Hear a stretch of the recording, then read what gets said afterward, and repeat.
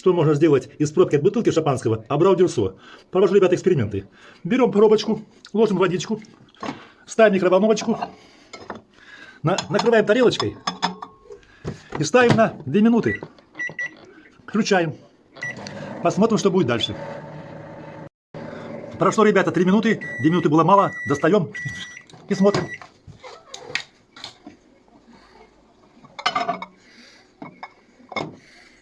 Посмотрите. Какая красота, ребята, какая красота. Это уже вторая пробочка. Смотрите, все ровненько, все четко. Осталось только придумать, куда это все использовать и приспособить. Гера, на.